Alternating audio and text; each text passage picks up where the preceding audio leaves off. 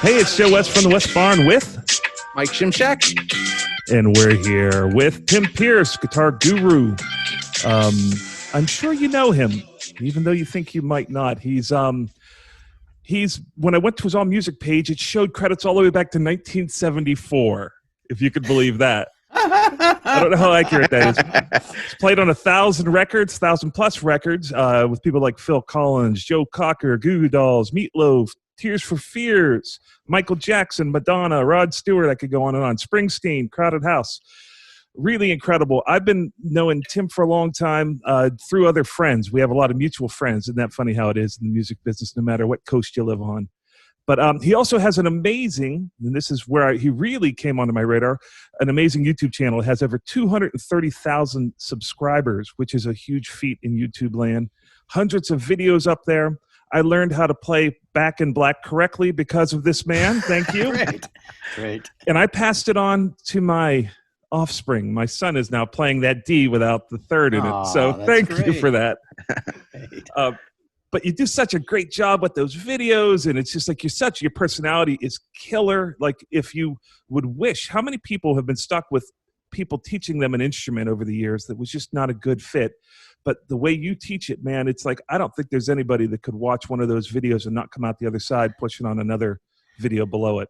So thank you so much.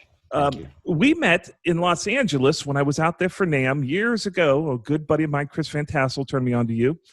And my buddy too. Yeah, love Chris. The next year, whenever I was lucky enough to win a Grammy and walk up on the stage, I saw your smiling face playing in the band back there.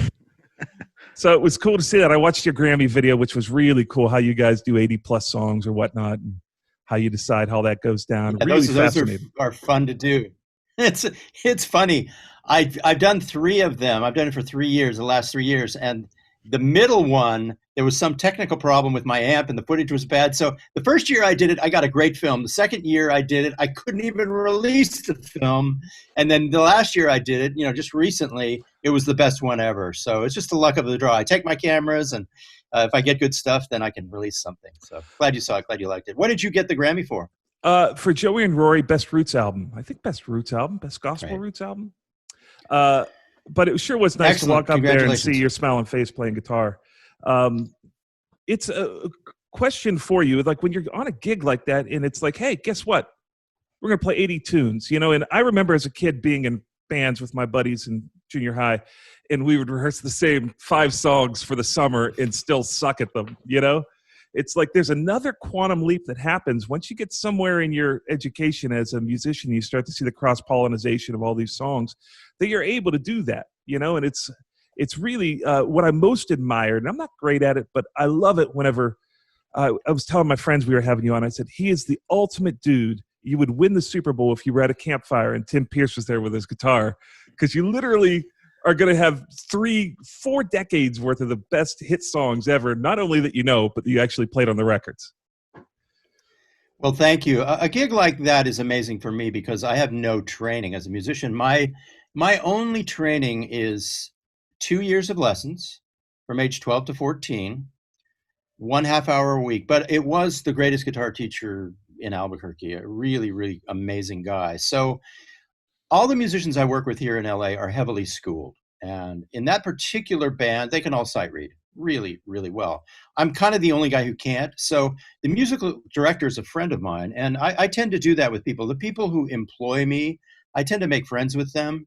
And they kind of know me and know what I'm good at and know how to cast me and help me. So in that particular case, I start studying the songs about 10 days in advance.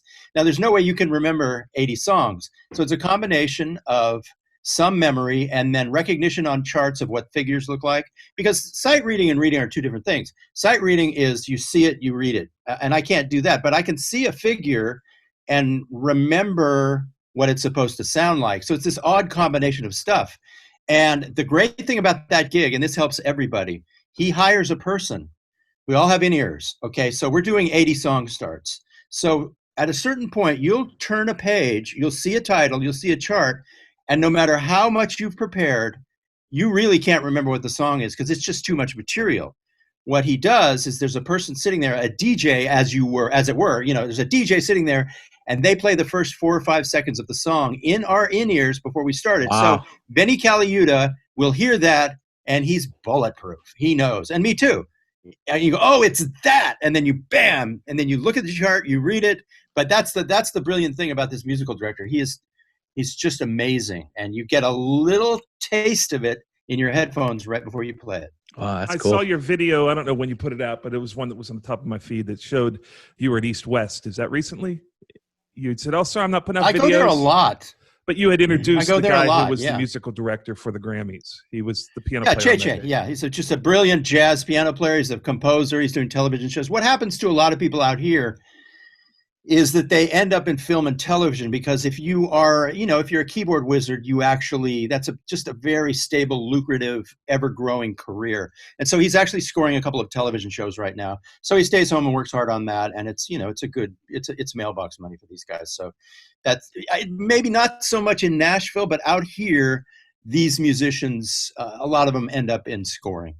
I noticed a lot of your credits were actually like the band Perry, Faith Hill, Rascal Flatts. So that's an interesting thing, because Nashville is such an insulated, seems like all the same guys are playing on those records. How do you get on a record that's outside of genre and outside of zip code like that? Well, in the case of Rascal Flatts, it was pretty amazing. The guys in Rascal Flatts came out here to get away. They actually came out here to focus. And so Dan Huff brought them out, and they put everybody up in Santa Barbara at the best hotel. And they like renovated a studio in 3 days. This is that typical Nashville thing where everybody's a rocket scientist and they just pretend that they're, you know, aw shucks, you know, thing. But, you know, he brought his staff came in, and I think literally in 48 hours, they transformed this kind of old fashioned studio in Santa Barbara into like a world-class facility.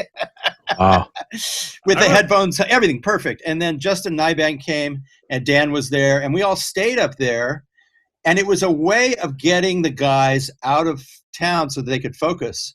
And they kind of like, you know, they kind of had a big party in California. So I don't know if that exactly worked, but it was really fun. We worked from 11 a.m. to like, you know, 5.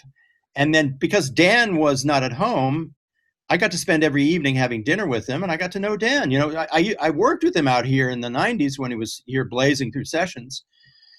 But it was really nice to be with him, you know, because generally if you work in somebody else's city, you don't see those people after the session. Everybody goes home to their families. But because Dan was on the road, I got to sit with him every night and kind of hang out. It was really fun. It was really fun. And then the next Rascal Flatts thing was with Howard Benson, and it was the same thing. They came out here to use a different producer with a different approach. I mean, people have always been kind of enamored with the West Coast. Probably less now, but there was always a desire for people to come out here. And then some of those other credits, like the Faith Hill thing, the biggest thing I did with her was for a movie. And so they ended up coming out here to do songs for movies. And then sometimes, I mean, Byron Gallimore came out here to do a record. You know, it's just other flavors. You know, it kind of goes both ways. A lot of the drummers I know end up working in Nashville and vice versa. Do you like working with somebody like Dan that is obviously a stellar guitar player in his own right? Is that helpful? It's my favorite thing in the world. I love working with genius keyboard players, but I also love working with guitar players even more, because what you want is you want somebody there to solve any problem you have, or give you that next idea. If you're gravitating between two directions, they'll give you the direction. And they'll tell you, oh, your touch is great on that thing. Oh, a little cleaner over here. Oh, I love that lick over there. So it's best case scenario. It really is. And I've gotten used to it. You know, I worked for John Shanks when an artist didn't want him to play guitar, or where John had to be in the control room and had a tracking band, John would choose me to play guitar. And it was kind of the same situation. And in John's case, I get to use his gear, which is, you know, the ultimate collection of perfect, amazing, vintage everything. So with Dan, it was amazing. Yeah, it's my favorite thing. It really is. My favorite thing to work for a great guitar player, great keyboard player. Have you been in Nashville on like a regular record date where it's just a room full of guys, or are you doing most of these records? These sound like they're in LA, but what's your experience been when you come to Nashville and play in a session?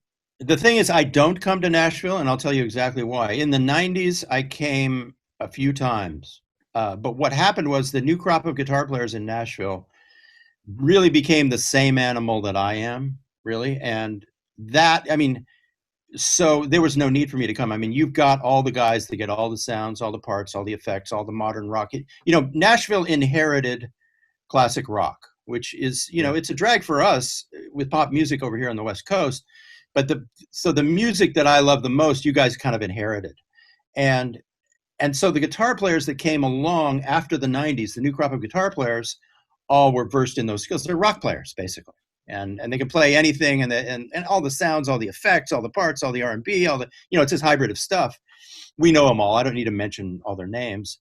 You guys don't need me in Nashville because you already grew the plants and the the book of Acts, the big tree. You know, it's all there. So I don't come anymore. But more than that, session work for me is a luxury. My web business is.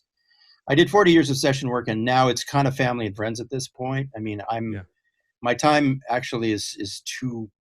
It's just the new business is going so well that it just doesn't make sense for me to do extra session work. I will do sessions for people who are kind of grandfathered in here in LA, but frankly, the hours are much better spent, you know, on the web business. Do you find yourself doing the most of that from your place now with your big setup, or are you going to studios primarily when you do session work? It's always been a mix, and I like it both ways. It's just much easier for me to do it here and much more time efficient because there's a ceiling on what people can spend in the studio. Yeah. It's much better for me if they pay me for 2 very efficient hours here than if I drive down to the studio, set up my gear, play with the bass player and drummer, do the overdubs, and come home. I like to charge by the hour, and I charge kind of a high rate. So I encourage people to come here for 2 hours and get the same work done. I mean, I love the camaraderie of being in the studio, but as I said, I'm in a new business, and that business is the important. It's just open-ended, the new business, and in session work there is a very strict ceiling on what people can spend at this point, and everybody's feeling it, and it's fine, it's great, but my hours are too valuable. You know, I love going down to East West and playing, and I love going to those places, but I encourage people to come here instead so that I can give them everything, all these sounds, all these parts, and I don't have to spend extra hours. So this personality that you have that's like so amiable and engaging, is that something that you grew into and then brought to the web, or is this exactly the Tim Pierce from 1974? Like, did you open up more to go online? Well, it's more honest now. I mean, I do try and be positive because that's what we need. We all need positivity more than anything. Session work is a people-pleasing business, and it teaches you to actually treat everybody equally and be enthusiastic about even a song that's not maybe the greatest song, because what you want to do is make their dreams come true. No matter what they're doing, you want to just, you know, you want them to leave. You want to leave there with them thinking, oh, they made my song open like the blue sky, you know? So it's really about people pleasing. And at a certain point, I'm not really interested in people pleasing in the session world as much anymore. I'm more honest with people, and it's more like, okay, I like this. How do you like this part? I won't go as far as I used to people please in session work now.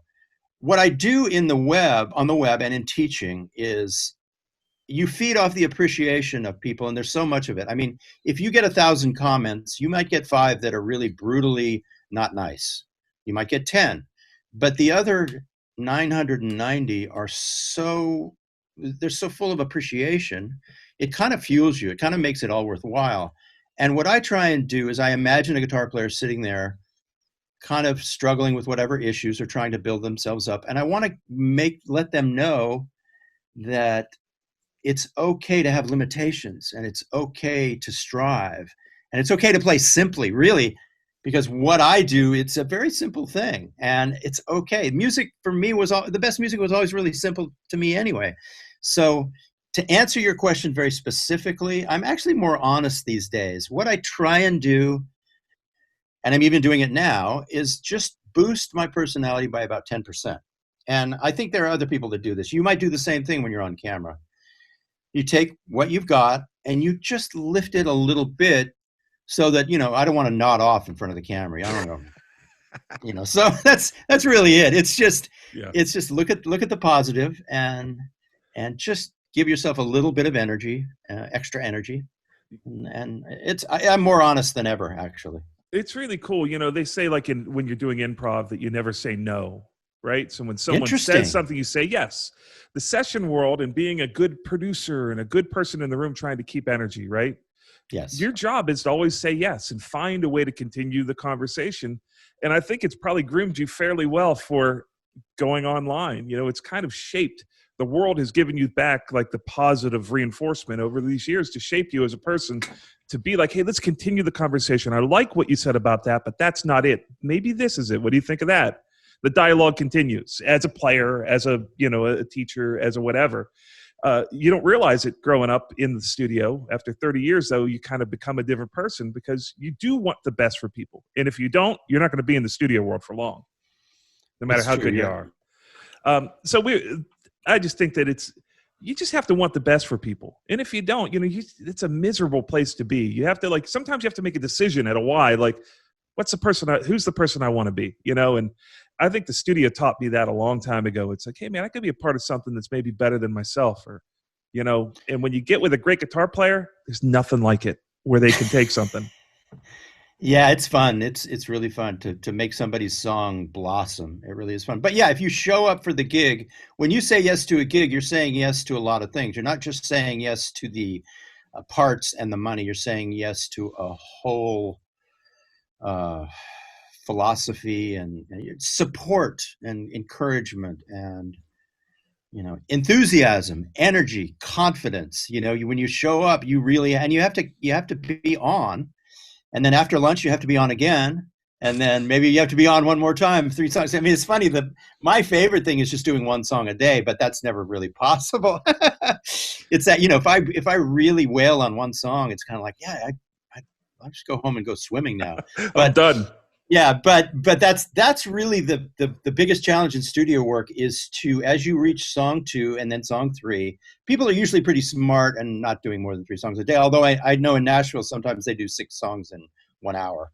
But the hard thing is pulling up the enthusiasm on song number 4, pulling up everything you've got, that.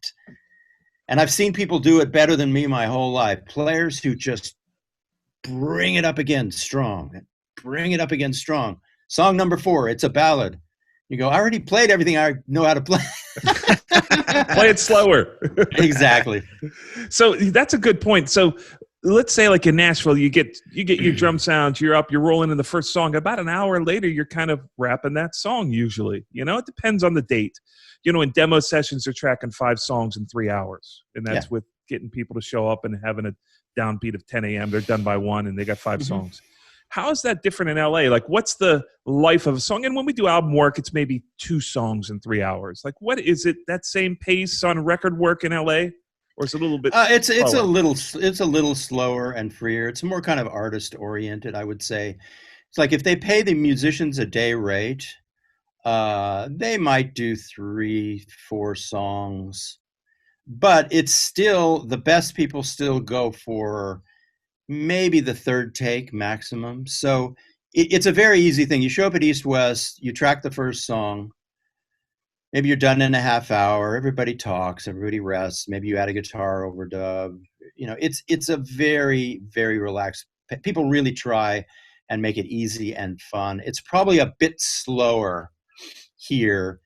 But what happens is that you might work from 11 to 7 here in LA, and in Nashville, the boundaries, with family and time and everything are probably a little more defined, and they keep it at 2 or 3 hour sessions. So here they might ask you for 8 hours just so you can kind of relax and, waste some time here and there. So it's really very, very comfortable here. It's in a lot of ways. I was thinking back, LA was actually a very easy, very nurturing, very welcoming place. It's going to sound weird, but I moved here in 1980, and LA was actually a great place to just jump in anywhere on the ladder as a musician. Not so easy now, probably not so easy in Nashville either now, just because of the competition and all the limitations of budget and time. But LA was actually a great place the thing about LA that I always loved is you don't have to fit into any particular type of personality.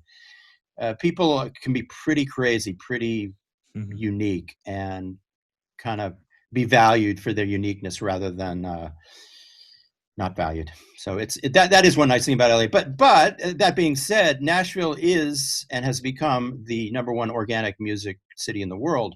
It's just what happened. And LA is still a great place for music. But if I was going to recommend, a career to a guitar player, I would say go to Nashville. Yeah, I get it. It's a weird. It's really interesting. I came from New York City, and Mike did too. To come down here and see the culture here, and then being out in LA, it's three very different cultures in regards to how to make records. But you just have to. If you're a musician, you just got to lay back and get into the groove of it and do what you do on the terms of it. Do they work off the union heavily over there? Or it's mostly not unionized. It's whatever you want. The union has been very good about allowing non-union work for the last 40 years. So it's always been a hybrid, a combination. Nobody bothers you if you don't work union here. Yeah. All right. But the musicians union is the greatest thing that ever happened to me. I mean, after 40 years of doing union work, it was the greatest thing.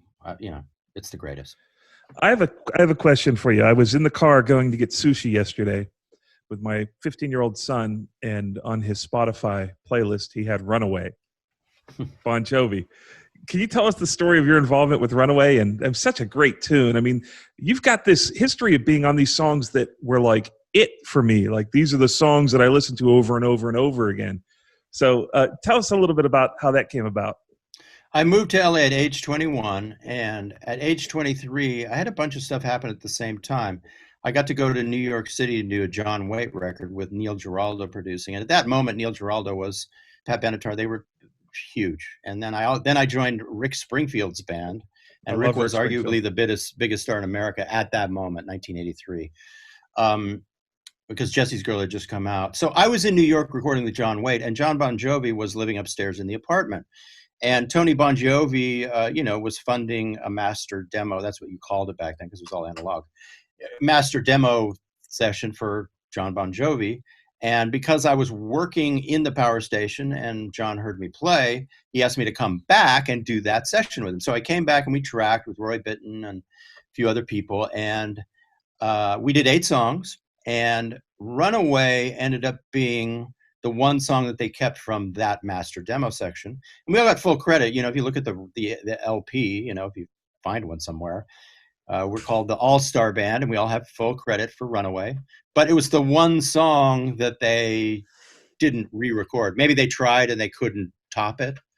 And so it was fun. It was fun just, being part of that. And then I saw John about 10 years later at Henson, and I was doing something else there, and he had just finished a Christmas song, and Don Felder had played on it, and he wanted to redo the solo, and he dragged me in, and I played on, I forget the name of it. It's the Bon Jovi Christmas song, and it's one of the best solos I've ever played on a record. If you listen to it, and I hear it every year, it's kind of a 6/8 kind of bluesy Christmas song, and I do this like a full minute of soloing at the end of it, and I still love that. It's funny. I saw him 10 years later, and he was, fully successful. It was it was interesting being a working musician and watching that band become the biggest band in the world, going, well, I should have joined that band. But you can't take the road life, right? I think I saw you talking about being out on the road with Corey Congelia. Well, I actually, it's funny. Bon Jovi was meant for a different guitar player. And I was more, that goes back to what I was saying. I was more of a quirky kind of guitar player.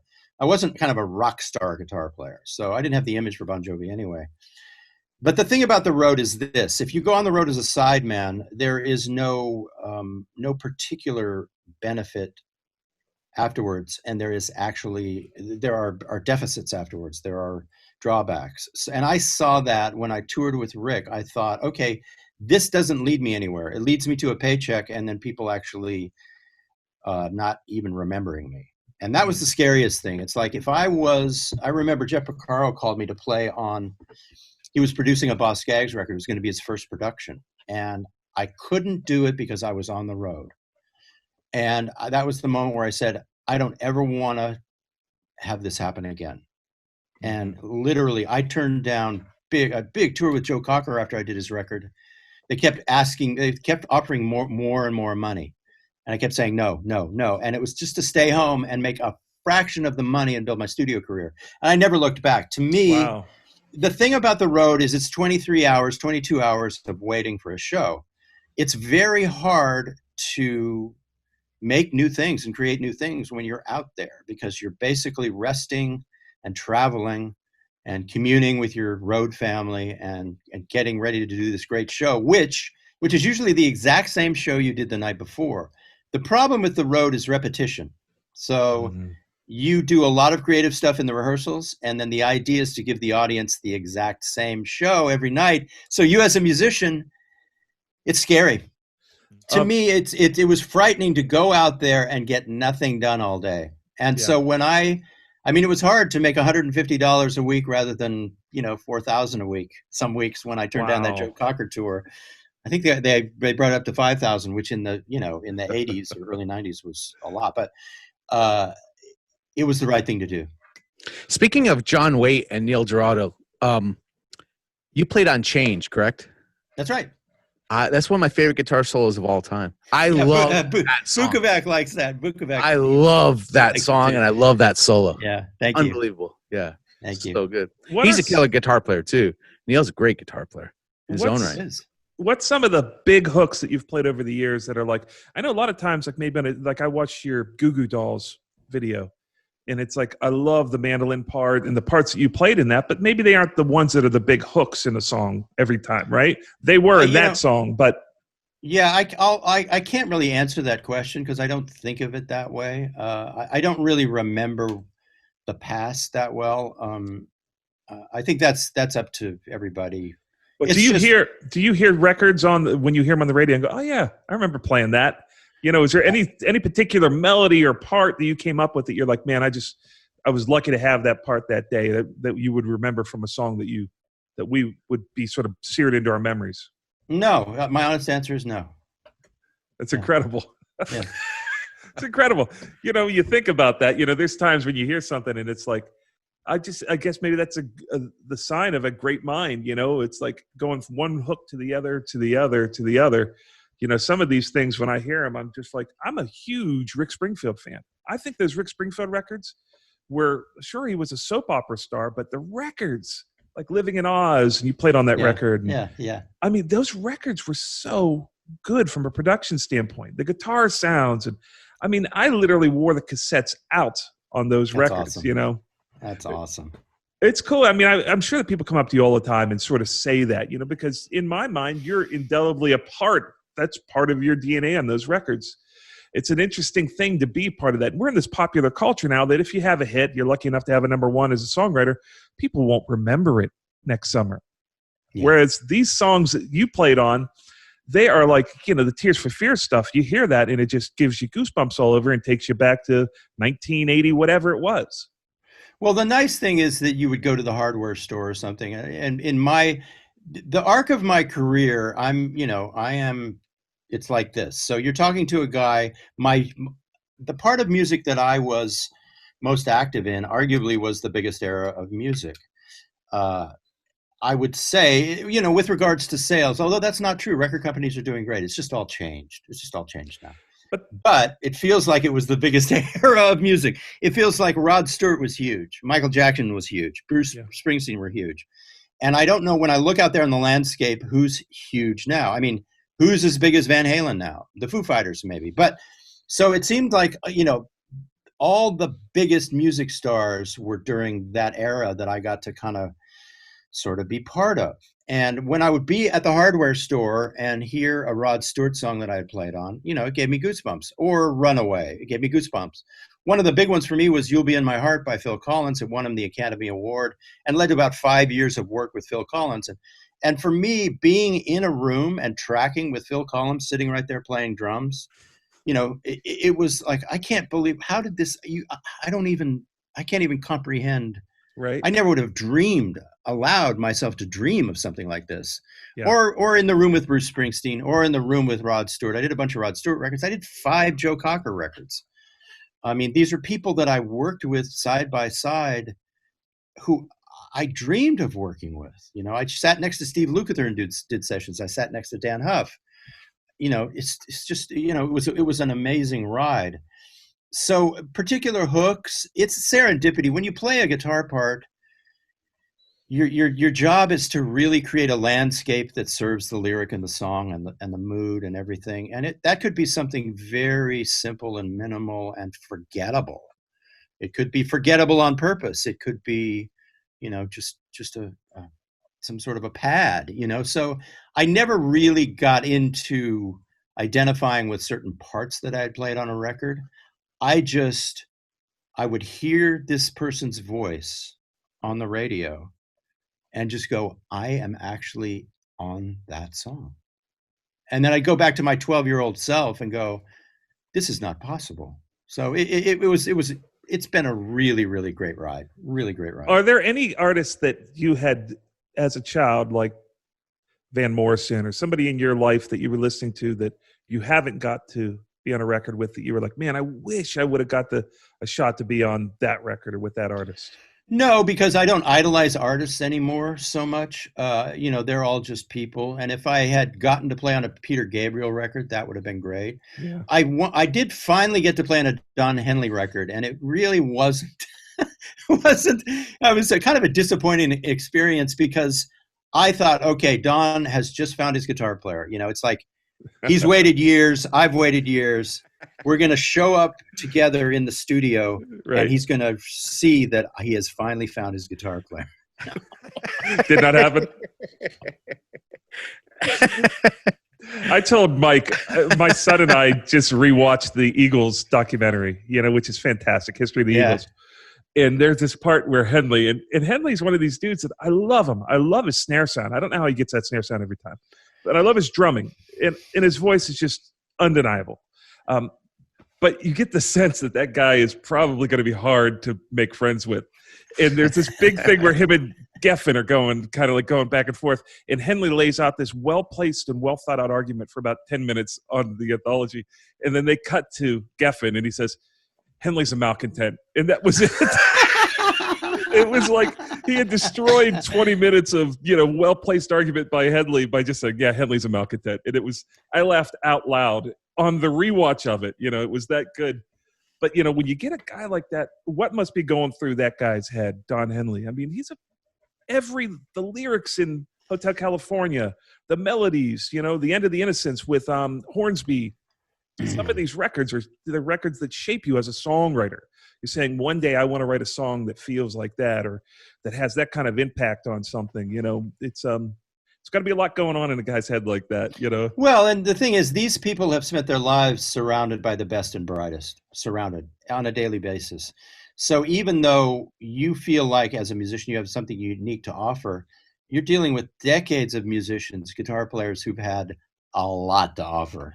Yeah. I mean, Dirty Laundry. I mean, the combination of Danny Korchmar and Steve Lukather on that whole album.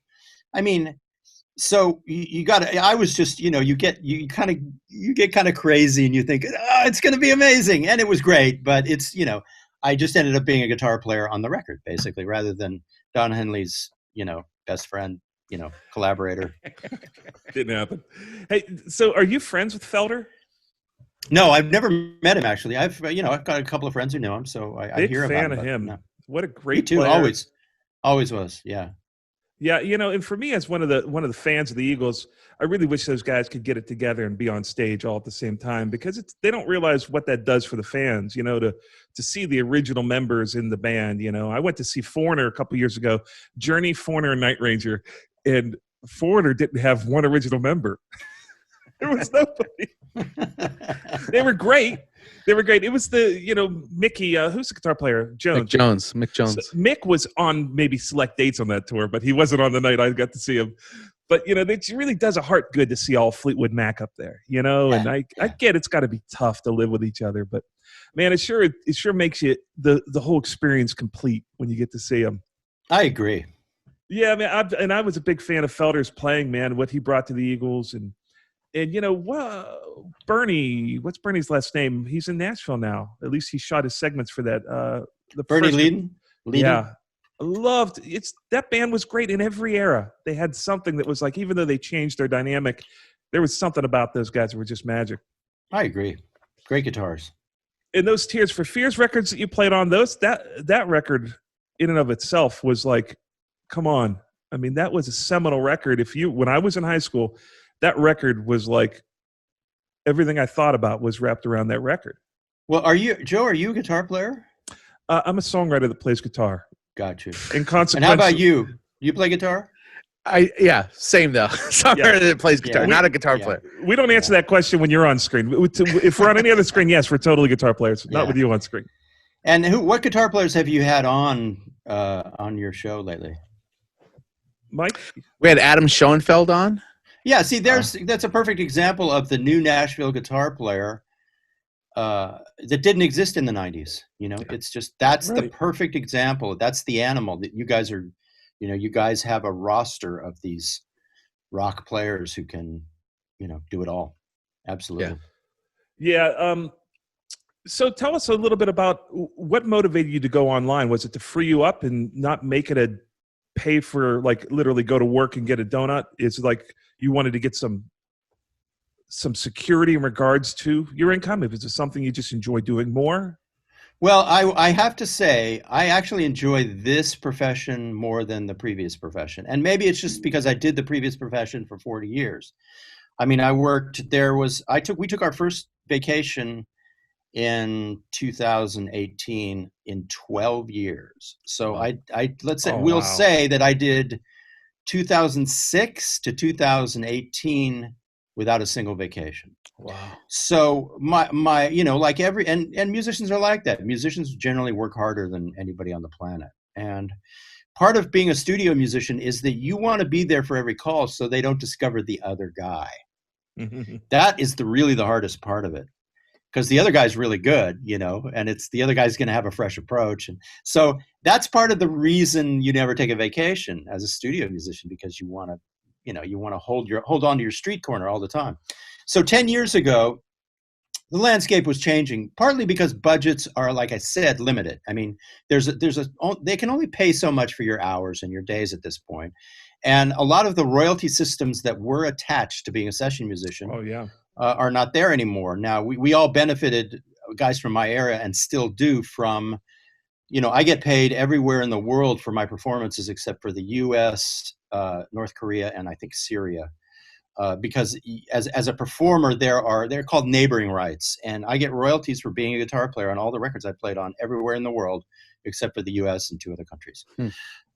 So that was built into all the work we did. And that was a really nice thing. Those things are going away slowly. But the new profession started 10 years ago when I saw the landscape change, and I thought, okay, how do I want the next 30 years of my life to be? If I'm lucky enough to be healthy for another 20 or 30 years, what do I want? I can't keep doing twice as much work for half the money.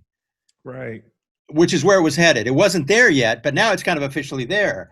And I know that Nashville is a lot of it is single scale now. It used to be double scale. So that's just the way, people don't have as much money when they make a record, because the record is kind of a promotional tool now. It's not a money-making entity in itself. So, cut to the chase. 10 years ago, Brett Papa said, hey, check out how much money my friend Marty and his partner made this year.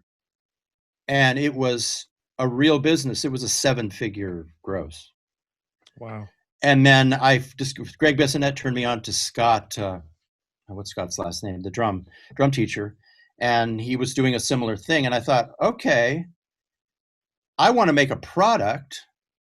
I've been in client service my whole life. I want a product that I can sell to customers, because that product, you do the work and then it sells for the rest of your life, basically. And I still do the work, but I do the work on my own terms. And basically the money gets earned without me. Yeah. The earning of the money has nothing to do with me. It has to do with the product that I made. And that is the most liberating feeling in the world. So now when I do a session, I say, does it make sense to me? Does it make sense to the guy hiring me? Do I have time to do it? I don't need to do session work anymore. So it's really, for me, it's generally family and friends. I have people, like I have like guys that are like mafia that'll kill me if I don't do their session. But for me, the new business is it's just a joy. Here's the great thing about it. I get to be the artist for the first time, and Book is discovering this. And I told him this. Book came to my house last November. We sat out in the yard and had a talk about it. You are in the background as a studio musician, but on YouTube, even though I'm selling an educational product, I do a musical performance at the beginning of every video, and that's my solo record. So when Paul Reed Smith, he bugs me all the time, why don't you make a solo record? I said, Paul, YouTube is my solo record. It's at the beginning of every video. I do a little short piece of music where I get to be the artist. I get to reach people directly. So the greatest thing about it is that I finally get to be the artist reaching the audience directly with music that I love and has no restrictions and no boss. It's awesome. That's a great point. The being a hired gun, whether it's as a record producer, or an engineer, or a session musician, you have to be in the room. It's like it's a by-the-hour job. No, it's client service. Yeah, it's nice to have something. When I started having some songs that earned money, I was like, wow, I didn't do anything other than the day I showed up to write that. It's such a liberating, and you would think that smart, intelligent adults would get this, but I just had never really connected it until I started to get residual money. And then I thought, wow, man, I want to do more of that. How do I do more of that? That's where it's at, man. So I recommend it. I actually coach a lot of people in this game, and I actually recommend it because being a musician is a great thing, but you're always asking for permission to earn money. That's true.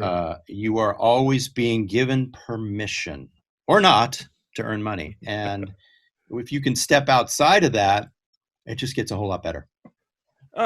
What is your rarest guitar that you have? You probably have an arsenal of 20 to 100 guitars, right?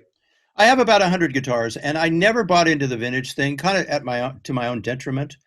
I actually have more vintage guitars now than ever because I am up the street from Norm's. And whenever a player comes in that's heavily devalued, he kind of lets me know, and I bought a few of those. So I buy heavily devalued players that have been refretted. I mean, the refretted player guitar is my favorite animal. So I just bought a 65 SG that's amazing. I got a couple of great 335s, a 62 and a 64. Both players, all refretted. Refretted player grade vintage guitars are the ones I like. I have a very great 58 old Gretsch. All my Les Pauls are reissues, really high-end reissues. But really the guitars I love the most are the boutique guitars like PRS, Tom Anderson, guitars that are made just so that they play themselves and there's no issues anywhere on the neck. Like this guitar right here, I was never a fan of the single cut, and I always kind of hurt Paul's feelings a little bit. Because I know him really well now. But he brought me this single cut last summer, and it really rose to the top of the list.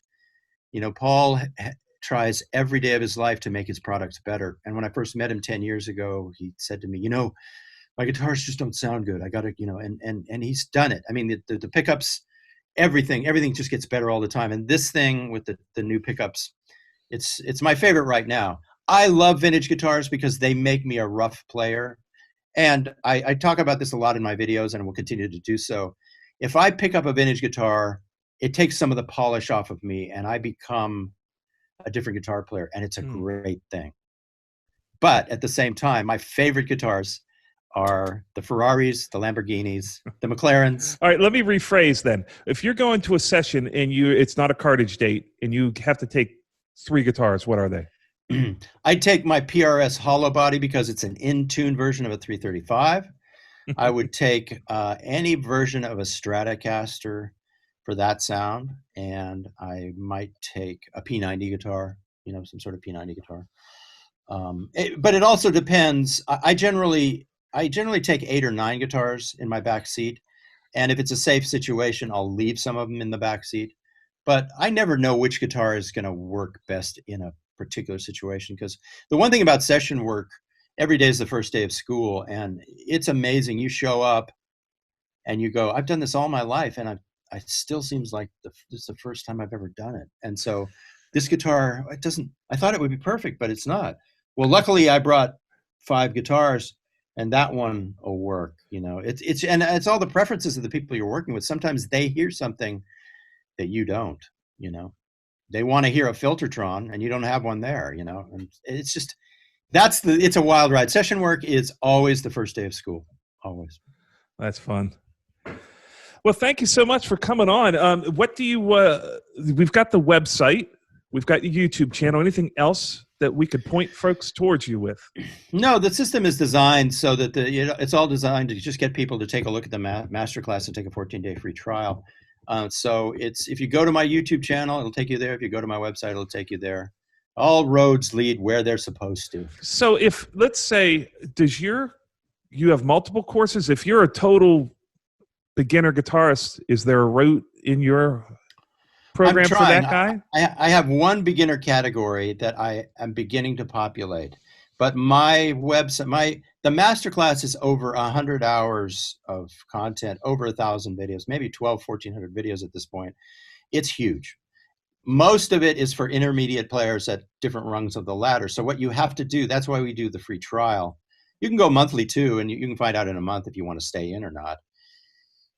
It's for players who want to play up to my level. So if you watch me play on my YouTube channel and you're anywhere, aspiring to play up to this level, humble as it is, because we know, there are guys out there just crazy amazing.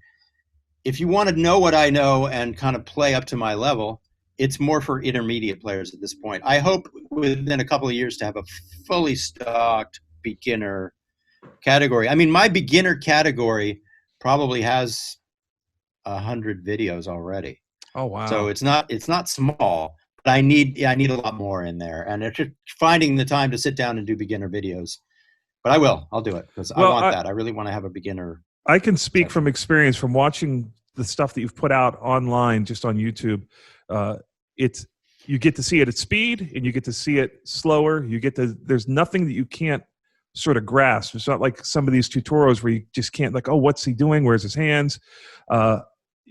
Regardless of if you're a guitar player at the regular level, you can learn anything that you sit down to learn. So the coverage is great, and you're great. You just have a great energy coming off the screen. So thank you.